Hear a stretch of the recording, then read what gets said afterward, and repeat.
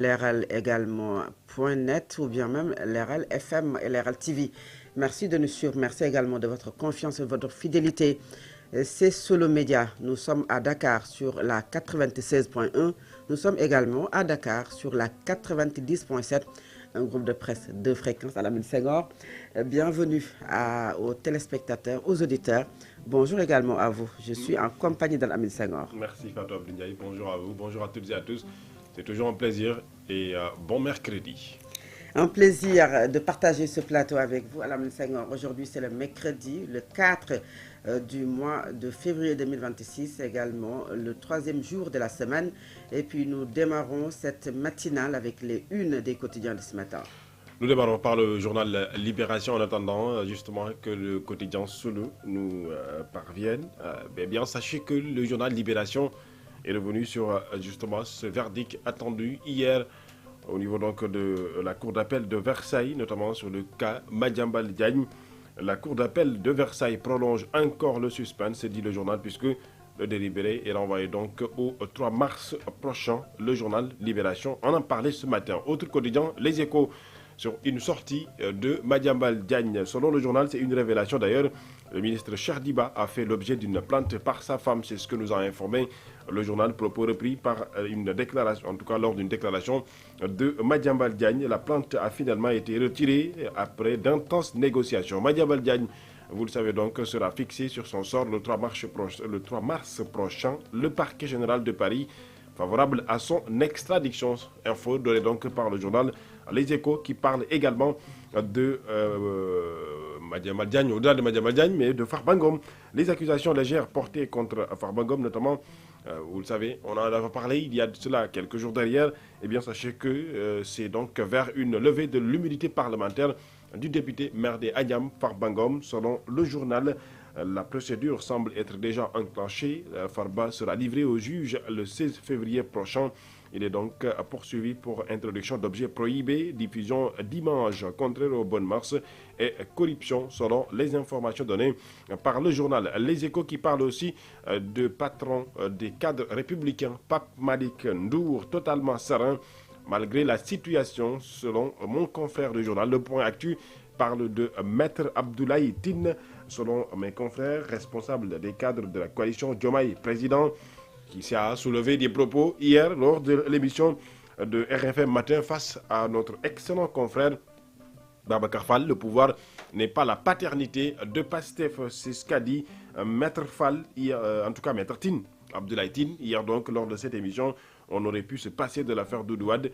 Tout cela doit être mis dans l'ordre du débat public ou du débat d'idées. C'est ce que donc il a informé hier. Le quotidien Yor-Yor, le Premier ministre Ousmane Sonko à la direction générale de la police nationale, l'aube d'une nouvelle doctrine, titre le journal Yor-Yor ce matin, là où Source A parle de l'affaire Madiambal.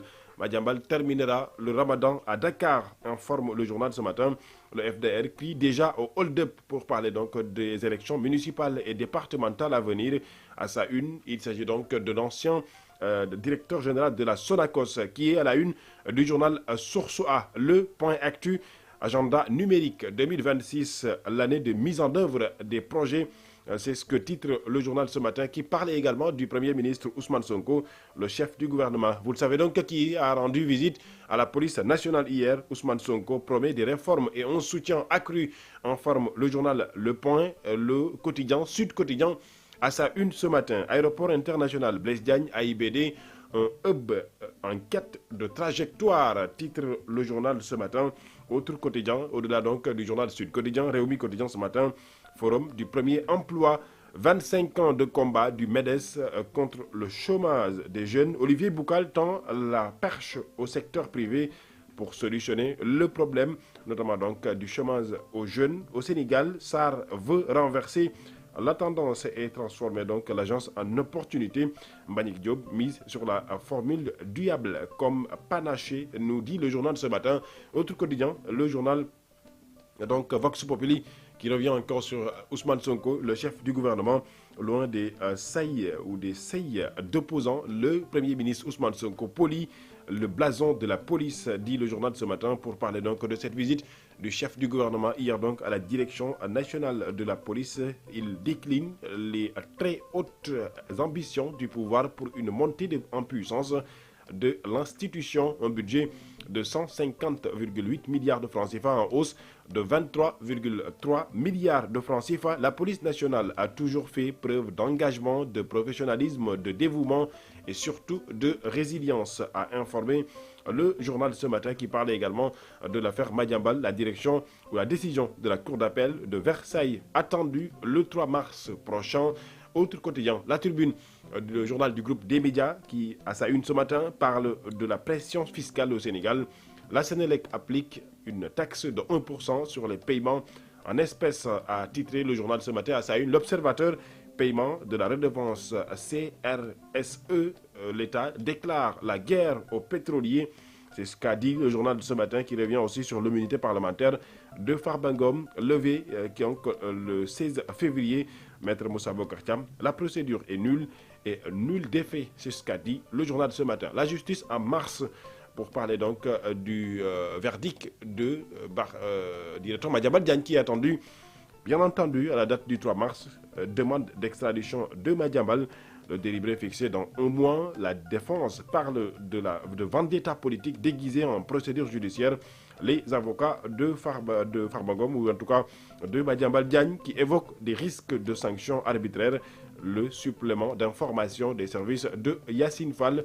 Tout à retrouver également dans ce quotidien. Il s'agit donc du quotidien Walf ce matin. Les partis s'engagent dans la vente carte pour les locales. Ils jouent ou bien ils se josent, informe le journal ce matin à sa une ce matin.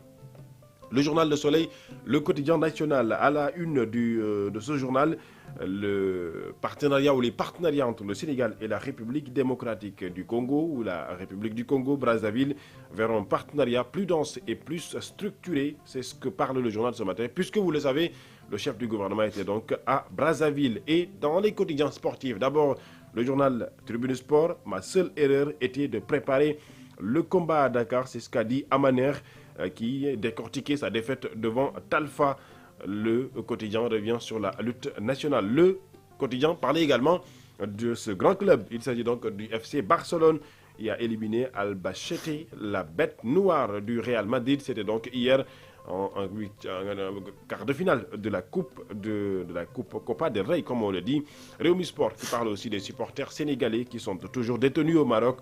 Les familles dénoncent un manque d'assistance juridique de l'État du Sénégal. Et finalement, on parle cette fois-ci donc du Maroc qui joue toujours cette CAN, la finale, puisque le Maroc a en quelque sorte donc annoncé avoir le désir de déposer des recours, toujours donc pour contester les décisions prises et sanctions en tout cas par la commission de discipline de la Confédération africaine de football. Je l'avais dit, le Maroc continue toujours de jouer cette finale, malgré que le Sénégal est en train de célébrer toujours cette coupe. Fatou Abdiaye. Alors, le Maroc joue les prolongations à Amen Senghor. Eh bien, nous allons commenter la une de quelques quotidiens. Source A qui nous dit que si le juge de la Cour d'appel de Versailles émet sur la même longueur d'onde que le procureur général, Madiambal Diagne terminera le ramadan à Dakar. Oui, on verra. Le 3 mars, c'est-à-dire c'est au milieu ou bien même au début du ramadan. Exactement, c'est à quelques jours du début du ramadan. Je pense que c'est ce qu'a dit le journal ce matin. Quand même, il faut le dire, Madiambal a été entendu. L'État du Sénégal, selon les informations qui nous sont parvenues, a en quelque sorte donc donné le complément d'information que demandait en tout cas le parquet de Versailles. Et ça, c'est un pilier important pour la suite, notamment dans le cadre de cette demande d'extradition du patron de Avenir Communication, Madiambal Diagne. Qu'est-ce qui sera la suite? Je reviens encore une fois sur le propos dont vous avez l'habitude de le dire. Je ne vais pas faire de la météo dans le cadre justement donc de cette affaire, mais attendons de voir à la date du 3 mars, est-ce que le tribunal, en tout cas la cour d'appel de Versailles donnera en tout cas un avis favorable pour l'extradition de Madiambal Diagne ou pas. Mais ce qui est sûr et certain, c'est qu'aujourd'hui, je le dis et je le répète, dans le cadre de cette affaire, ce n'est pas encore fini, puisque, quand même, je le dis, il y a eu un feuilleton long qui, à mon avis, est loin de connaître son épilogue. Alors, Yor nous parle de Ousmane Sonko, le Premier ministre Ousmane Sonko à la direction générale de la police nationale, l'aube d'une nouvelle doctrine sécuritaire. Une visite qui a été empreinte beaucoup de solennité. Le chef du gouvernement d'ailleurs l'a annoncé la veille.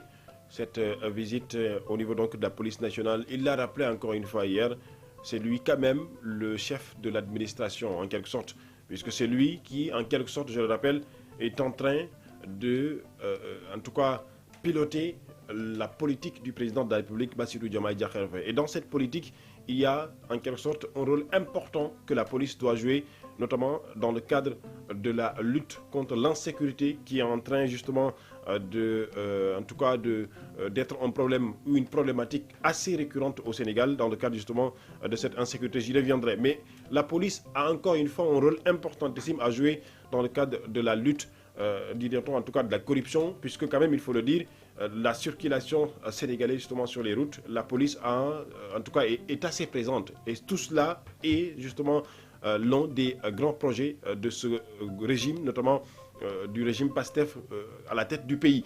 Donc pour revenir d'abord dans le cadre de la sécurité, la police joue un rôle importantissime. Donc aujourd'hui, la police, c'est tout à fait normal que le Premier ministre Ousmane Sonko, chef du gouvernement, puisse aller à la rencontre de ses directeurs, en tout cas de cette branche assez importantissime, pour essayer de coordonner en plus avec l'aide du ministre de l'Intérieur qui, je rappelle, a été son avocat. Il s'agit donc de Maître Mohamedou Bamba Cissé, pour que ensemble, tout le monde puisse être au même niveau d'information, que l'on sache aujourd'hui quelles sont les orientations du président de la République, que l'on sache aujourd'hui quels sont aujourd'hui en tout cas les objectifs assignés à cette police nationale. Le budget de la police a été revu à la hausse. Ousmane Sonko l'a annoncé encore une fois hier.